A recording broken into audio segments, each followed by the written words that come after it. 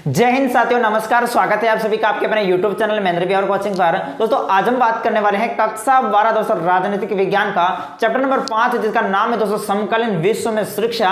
और ये जो चैप्टर है दोस्तों आपके 5 नंबर का दोस्तों चैप्टर है। ठीक है, ये जो चैप्टर है दोस्तों ये आपके जो है 5 नंबर का चैप्टर है। देखेंगे तो दोस्तों देखिएगा कक्षा 12 राजनीतिक विज्ञान बोर्ड परीक्षा 2024 और हम ब्लूप्रिंट के अनुसार तैयारी कर रहे हैं और महत्वपूर्ण प्रश्न देखने वाले हैं जो सीधे बोर्ड में छपने वाले हैं। देखिएगा आज बात करेंगे अध्याय नंबर 5 है जिसका नाम है समकालीन विश्व के अंदर सुरक्षा।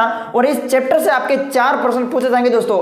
याद रखना, एक होगा आपके रिक्त स्थान वाला ऑब्जेक्टिव क्वेश्चन, ठीक है, रिक्त स्थान वाला होगा, और एक लघु उत्तरात्मक प्रश्न होगा, और एक वस्तुनिष्ठ यानी ऑब्जेक्टिव टाइप का क्वेश्चन होगा, और एक अति लघु उत्तरात्मक प्रश्न होगा।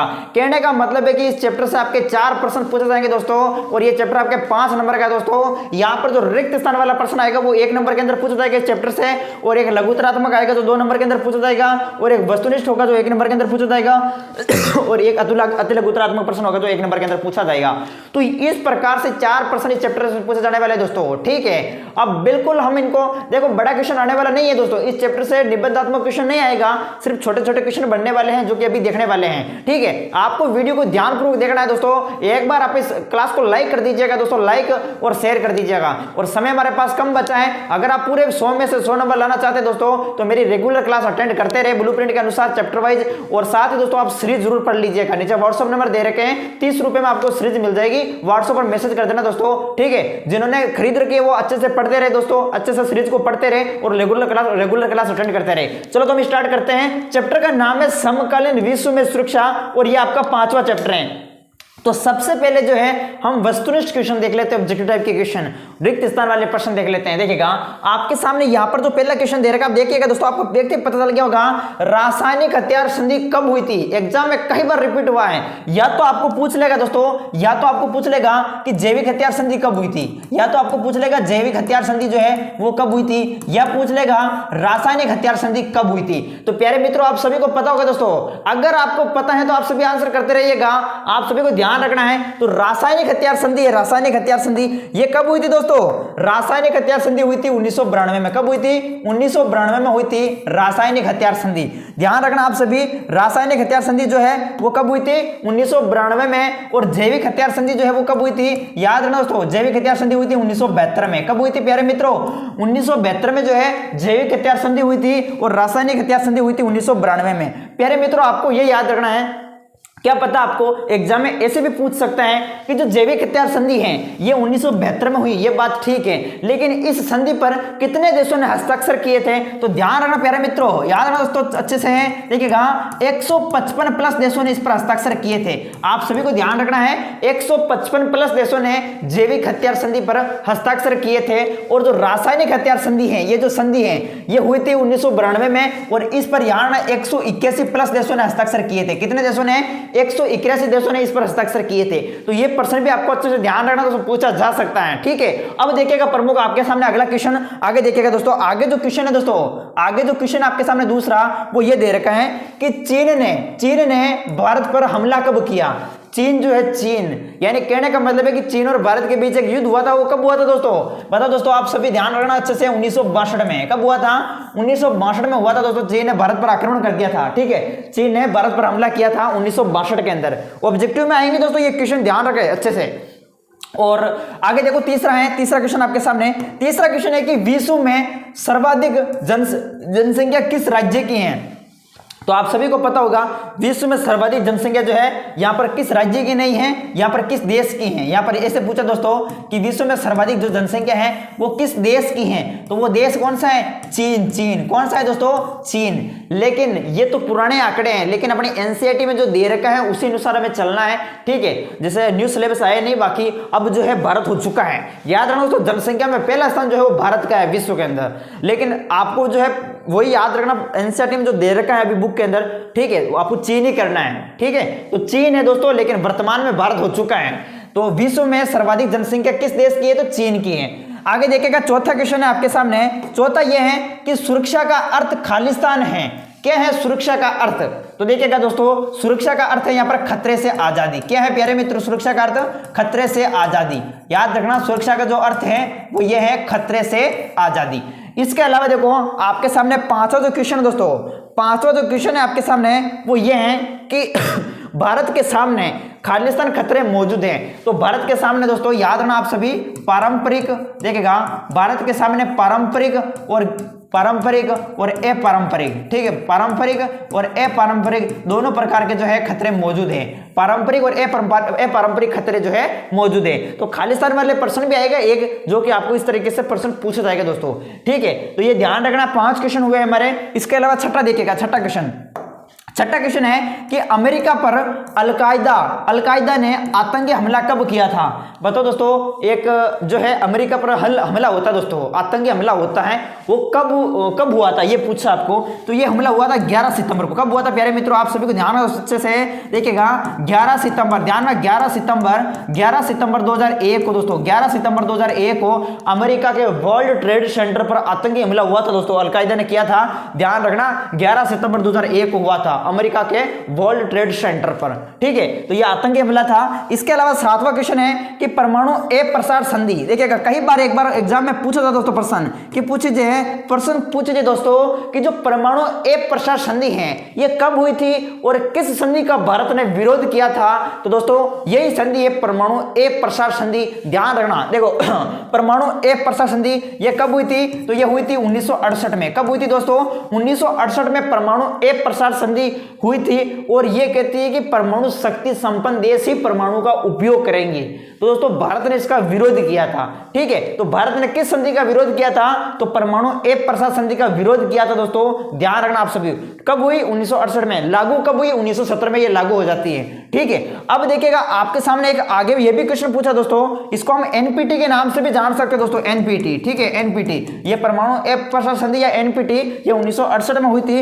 अप्रवासी और शरणार्थी से आप क्या समझते हैं, प्रश्न पूछा जाएगा दोस्तों। मैं दावा ठोकर कह रहा हूं दोस्तों, मैं तेरी आपकी ब्लूप्रिंट के अनुसार करवा रहा हूं। क्वेश्चन आएंगे तो साले यही से आएंगे दोस्तों, इनको आप अच्छे से याद करना, एक एक प्रश्न को देखिएगा।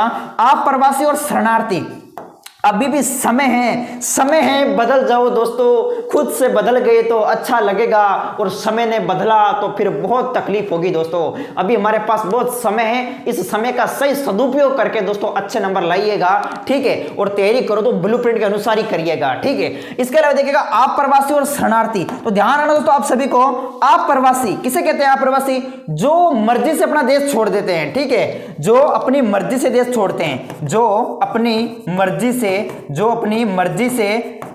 अपने देश को छोड़ते हैं, जो अपनी मर्जी से देश को छोड़ते हैं, वो तो कहलाते हैं दोस्तों, वो तो कहलाते हैं अप्रवासी। जो अपनी मर्जी से अपने देश को छोड़ देते हैं वो तो कहलाते हैं अप्रवासी। जिनको यहाँ देश में रहना पसंद नहीं है, वो इस देश को छोड़कर किसी दूसरे देश में चले जाएंगे, तो उन्होंने मर्जी से छोड़ा है दोस्तों, वो तो है अप्रवासी। और एक आपके सामने आया है दोस्तों शरणार्थी, कि किसी के शरण में चला गया, इस स्थान को, इस देश को छोड़कर किसी दूसरा राज्य या क्षेत्र या किसी देश में चला गया, शरण में चला गया।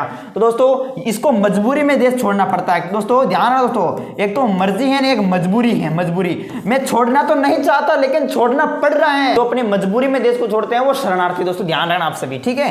तो ये प्रश्न भी आपको याद रखना, अप्रवासी और शरणार्थी, ठीक है। ये प्रश्न आपको ध्यान रखना, एक तो मर्जी से देश छोड़ना, एक मजबूरी में देश को छोड़ना। तो ये प्रमुख देखो, ये इसका याद रखना आंसर, ये भी एग्जाम में आपके पूछा जा सकता है। तो इस तरीके से हमने 1 से लगाकर 8 तक के जो क्वेश्चन देखे दोस्तों, 1 से लगाकर 8 तक के जो क्वेश्चन देखे, ये आपके वस्तुनिष्ठ में भी पूछे जा सकते हैं, आपके अति लघुत्तरार्थ में भी पूछे जा सकते हैं, रिक्त स्थान के रूप में भी पूछे जा सकते हैं दोस्तों। इन सभी प्रश्न को आप अच्छे से याद करना। अब हम आगे चलते हैं दोस्तों, आगे देखिएगा, आगे आपके सामने जो क्वेश्चन है, आगे आपके सामने क्वेश्चन देखिएगा, ये है अति लघुत्तरार्थ में पूछे जाने वाला दोस्तों, 1 नंबर के अंदर। देखिएगा यहाँ पर जो क्वेश्चन है आपके सामने वो ये है दोस्तों, यहाँ पर जो क्वेश्चन है वो ये है कि सुरक्षा की कितने प्रकार की धारणा है। तो सुरक्षा की दोस्तों आप सभी को ध्यान रखना दोस्तों, सुरक्षा की 2 प्रकार की धारणा है, ठीक है। एक तो है आपके सामने दोस्तों पारंपरिक धारणा, देखिएगा सुरक्षा की 2 प्रकार की धारणा है। एक तो है आपके सामने पारंपरिक धारणा दोस्तों, और दूसरी है आपके सामने दोस्तों अपारंपरिक धारणा। याद रखना आप सभी दोस्तों, अपारंपरिक धारणा। तो कहने का मतलब है, याद रखें कि सुरक्षा की कितने प्रकार की धारणा है। तो सुरक्षा की दोस्तों 2 प्रकार की धारणा है। सुरक्षा की कितने प्रकार की धारणा है, तो 2 प्रकार की धारणा, एक तो पारंपरिक और एक अपारंपरिक। दोस्तों पारंपरिक जो धारणा है इसको 2 भागों में बांटा गया है। इसमें प्रमुख जैसे आप लिख सकते हैं, इसमें बाहरी सुरक्षा, ठीक है, बाहरी सुरक्षा को सम्मिलित किया गया है, बाहरी सुरक्षा, और इसमें आंतरिक सुरक्षा को सम्मिलित किया गया है। बाहरी सुरक्षा और आंतरिक सुरक्षा मौजूद है। आंतरिक सुरक्षा याद रख सकते हैं दोस्तों, बाहरी सुरक्षा और आंतरिक सुरक्षा। और जो बाहरी सुरक्षा है, बाहरी सुरक्षा में जो है इसमें सैन्य खतरे को ज्यादा खतरनाक माना जाता है। बाहरी सुरक्षा का मतलब जैसे अपने देश जैसे पाकिस्तान जो रेड क्लिफ रेखा है, तो इसमें क्या होता है दोस्तों, कभी कभार हमला होता है, बाहर से कोई देश आक्रमण करता है, हमला करता है, ठीक है, युद्ध करता है, तो इससे क्या है, सैनिक ही नहीं मारे जाते, ठीक है, सैनिक ही नहीं मारे जाते, कभी आम लोग भी मारे जाते हैं। तो यानी सैन्य खतरे को इसमें जो है बाहरी सुरक्षा में ज्यादा खतरनाक माना जाता है। आंतरिक सुरक्षा में देश के अंदर से जो हमला होता है, ठीक है, सीमा रेखा। हाँ, तो ये ध्यान रखना है दोस्तों, ये बाहरी सुरक्षा और आंतरिक सुरक्षा ये पारंपरिक धारा के प्रमुख दो पक्ष हैं। और यहाँ पर अपारंपरिक में तो देखो आप लिख सकते हैं, इसमें हिंसा है, खून खराबा, अकाल, महामारियां, बीमारियां, ये सब जितने भी जो है ग्लोबल वार्मिंग, ये इसी अपारंपरिक धारणा के अंतर्गत आएगी। अब देखो ये है सुरक्षा की प्रमुख प्रकार की धारणा, दो प्रकार की, पारंपरिक और अपारंपरिक, जिसमें ये आप लिख सकते हैं। एग्जाम में क्या है, कई बार पूछा जा सकता है, कई बार पूछा गया दोस्तों, बाहरी सुरक्षा, जो बाहरी सुरक्षा, इसके प्रमुख उपाय लिखिएगा। क्या है दोस्तों, बाहरी सुरक्षा के प्रमुख उपाय लिखो, तो ये आपको लिखना, प्रमुख 4 पॉइंट आपको मैंने बताए हैं। देखिएगा, ऐसे भी प्रश्न आपको पूछा जा सकता है दोस्तों कि बाहरी सुरक्षा के उपाय लिखो। तो पहला आप इसमें लिख सकते हैं कि इसमें सैन्य शक्ति को मजबूत करना, ठीक है, क्योंकि इसमें सैन्य शक्ति को ज्यादा खतरनाक माना गया है, तो प्रमुख जो है देश की सैन्य शक्ति को इसमें मजबूत करना, ये पहला आप लिख सकते हैं दोस्तों, बाहरी सुरक्षा का उपाय है, सैन्य शक्ति को मजबूत करना। दूसरा है दोस्तों, युद्ध के लिए तैयारी रखना, ठीक है, हमेशा तत्पर रहना युद्ध के लिए, ठीक है। और तीसरा आप लिख सकते हैं, शक्ति संतुलन बनाए रखना, शक्ति संतुलन स्थापित करना। शक्ति संतुलन का यहाँ पर मतलब है दोस्तों, जैसे कोई भी अपने पड़ोसी देश है, उसको देखने से हमें पता चल जाता है कि भविष्य में किस देश से खतरा हो सकता है, या फिर हम जैसे हमारा देश है भारत, तो हम आसपास के देशों को देखते हैं, हमें पता चलता है कि वास्तव में कौन सा देश ताकतवर है, हमारे से ताकतवर कौन सा देश है, और भविष्य में आगे आने वाले समय के अंदर हमें किस देश से खतरा हो सकता है। तो ऐसे में हम क्या करते हैं, अपनी मौजूदा ताकत को बढ़ाने का प्रयास करते हैं, ठीक है, हम क्या करते हैं, उसके बराबर होने का प्रयास करते हैं। जब हम उस देश के बराबर ताकतवर हो जाते हैं, तो यही है शक्ति संतुलन दोस्तों, ठीक है। तो शक्ति संतुलन स्थापित करना, अपने आसपास के देशों को देखना और उसके बराबर होने का प्रयास करना, यह है शक्ति संतुलन। और गठबंधन, यानी दोस्तों आपको पता होगा कि संगठन में ही शक्ति है, तो गठबंधन की नीति अपनाना। तो ये प्रमुख आपके सामने दोस्तों 4 आपको लिखने हैं बाहरी सुरक्षा के उपाय के अंतर्गत, आपको पूछा जा सकता है दोस्तों, ध्यान अच्छे से। इसके अलावा देखिएगा, आपके सामने अगला क्वेश्चन मैंने लिया है, खतरे के नए स्रोतों के नाम बताते हुए दोस्तों, यहां पर आंतरिक रूप से विस्थापित जन से आप क्या समझते हैं दोस्तों। याद रखना दोस्तों, सबसे पहले खतरे के नए स्रोत कौन कौन से हैं, प्रश्न पूछा जा सकता है आपको। ध्यान दोस्तों, क्या होगा देखिएगा, यहां पर लघुत्तरात्मक में पूछा जाएगा दोस्तों ये प्रश्न, तो 2 नंबर के अंदर ही पूछा जाएगा ये क्वेश्चन। 1 नंबर के अंदर तो खतरे के नए स्रोत पूछे जा सकते हैं, और दूसरे 1 नंबर के अंदर ही आंतरिक रूप से विस्थापित जन से आप क्या समझते हैं। तो 2 नंबर का ये क्वेश्चन है, तो बताइएगा आप सभी दोस्तों, इसमें आपको ध्यान रखना, देखिएगा खतरे के नए स्रोत कौन कौन से हैं। तो आतंकवाद जो है, आतंकवाद ये भी एक खतरे का नया स्रोत है। इसके अलावा निर्धनता, गरीबी हो गई, ठीक है, महामारियां हैं, ठीक है, और ग्लोबल वार्मिंग है, प्रदूषण, आपदाएं, ठीक है, भूकंप, ज्वालामुखी, सब आपदाएं जितने भी हैं, जनसंख्या वृद्धि, ये प्रमुख जो आप देख रहे हैं दोस्तों, ये सब क्या है, खतरे के नए स्रोत हैं। आपको प्रश्न ऐसे पूछा जाएगा, खतरों के नए स्रोतों का नाम लिखो, कोई 2 स्रोतों के नाम पूछ लिया जाए, तो इस तरीके से आपको लिखना है, ठीक है। इसके अलावा देखिएगा, यहां पर आंतरिक रूप से विस्थापित जन, आंतरिक रूप से विस्थापित जन का मतलब होता है दोस्तों, जैसे जो अपने देश के अंदर रहता है, ठीक है, आंतरिक रूप से विस्थापित जन, जो लोग अपना घर बार छोड़ चुके हैं, जो लोग अपना घर बार जो है वो छोड़ चुके हैं, लेकिन देश के भीतर हैं, मतलब देश के अंदर ही रहते हैं, घर बार तो छोड़ चुके हैं, क्या पता कोई आपदा जैसी संकट आ गया हो, तो यहां से जो है, यहां से इस जगह को छोड़कर जो है चले जाएंगे, लेकिन राज्य, यानी कहने का मतलब है कि अपने राज्य को, किसी राज्य को छोड़कर किसी दूसरे राज्य में चले जाएगा, रहेगा तो वो देश के अंदर ही, ठीक है। यानी जो लोग अपना घर बार छोड़ चुके हैं लेकिन देश के अंदर ही रहते हैं, वो है आंतरिक रूप से विस्थापित जन। अभी जो हमने देखा था दोस्तों, हमने ये देखा था, एक प्रश्न आया था हमारे सामने, एक आया था अप्रवासी, अभी हमने देखा था अप्रवासी, और एक प्रश्न था हमारे सामने शरणार्थी। तो ये दोनों प्रश्न आपको ध्यान रखना, देखिएगा, अप्रवासी जो अपनी मर्जी से देश को छोड़ते हैं, जो अपनी मर्जी से देश को छोड़ते हैं, और शरणार्थी जो अपनी मजबूरी में देश को छोड़ते हैं। छोड़ना तो नहीं चाहते लेकिन छोड़ रहे हैं, क्या करें, मजबूरी है। तो दोस्तों ये दोनों प्रश्न भी आप ध्यान रखना। तो ये था आपका अपना चैप्टर। अब देख लेते प्रमुख, आगे देखेगा आपके सामने एक क्वेश्चन और है, 12वां क्वेश्चन, जो 2 नंबर के अंदर पूछा जाएगा दोस्तों। लघुत्तरात्मक, बड़ा क्वेश्चन इससे नहीं बनने वाला है, सिर्फ लघुत्तरात्मक ही आएगा, ठीक है, बाकी छोटे मोटे होंगे, वस्तुनिष्ठ होगा, ऑब्जेक्टिव होगा, रिक्त स्थान वाले होंगे, ठीक है। इसके अलावा देखो यहां पर सुरक्षा के पारंपरिक तरीके पूछा क्या है, सुरक्षा के पारंपरिक तरीके कौन कौन से हैं। तो दोस्तों सुरक्षा के जो पारंपरिक तरीके हैं इसमें देखो आपको पॉइंट बाय पॉइंट लिखे हुए हैं, ये आपको याद होने चाहिए। देखिएगा सबसे पहला जो पॉइंट आपके सामने दे रखा है वो ये दे रखा है कि हिंसा का इस्तेमाल जो है, सुरक्षा के पारंपरिक तरीके कौन कौन से हैं। तो हिंसा का इस्तेमाल कम होना चाहिए, ठीक है, हिंसा ज्यादा जो है लड़ाई झगड़े नहीं होने चाहिए, ठीक है, आपस में मारना इस प्रकार हिंसा जो है हिंसा नहीं करनी चाहिए। तो हिंसा का इस्तेमाल बहुत ही कम होना चाहिए। अगर कोई देश हमारे पर आक्रमण कर रहा है तब तो करना ही होगा, ठीक है, तो हिंसा का इस्तेमाल कम होना चाहिए। और कोई भी युद्ध होगा वो न्याय युद्ध होना चाहिए। किस प्रकार का होना चाहिए, न्याय युद्ध होना चाहिए, न्याय युद्ध।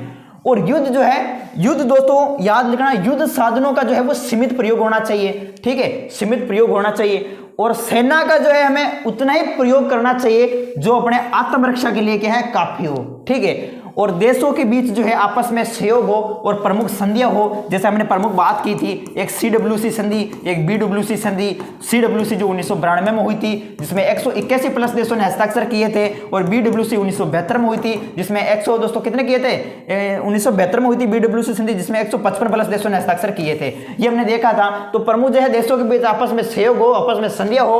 और युद्ध जो है हमेशा दोस्तों पारंपरिक तरीका में और लिख सकते हैं कि कोई भी युद्ध होगा वो उचित कारणों के लिए होना चाहिए। किसके लिए होना चाहिए, युद्ध उचित कारणों के लिए होना चाहिए, आत्मरक्षा के लिए होना चाहिए। किसके लिए होना चाहिए, आत्मरक्षा, आत्मरक्षा के लिए होना चाहिए, दूसरों के जन संघर्ष से बचने के लिए होना चाहिए। तो कुल मिला के ये पॉइंट बाय पॉइंट आप जो है सुरक्षा के पारंपरिक तरीके के अंतर्गत लिख सकते हैं दोस्तों। तो ये था हमारा जो है आज का प्रमुख लेसन दोस्तों। कौन सा सुरक्षा प्रमुख, जैसे चैप्टर का नाम था समकालीन विश्व में सुरक्षा। तो दोस्तों इस चैप्टर के हमने प्रमुख 12 मोस्ट इंपोर्टेंट क्वेश्चन देखे जो ब्लूप्रिंट के अकॉर्डिंग है दोस्तों, ठीक है। तो ये सब प्रश्न आपको याद करना अच्छे से। और छोटा सा वीडियो दोस्तों मैं इसी प्रकार से दोस्तों आपकी चैप्टर वाइज तैयारी करवा रहा हूं। फर्स्ट बुक तो मैंने पहले करवा दी और इस बुक के और 2-3 चैप्टर और है, फिर लगाएंगे मैराथन क्लास, फिर तो दोस्तों पूरे 100 में से 100 नंबर। ओके दोस्तों लाइक जरूर करिएगा। सीरीज चाहिए तो नीचे व्हाट्सएप नंबर दे रखे हैं, 30 रुपए में आपको मिल जाएगी, व्हाट्सएप पर मैसेज कर देना। जय हिंद, जय भारत।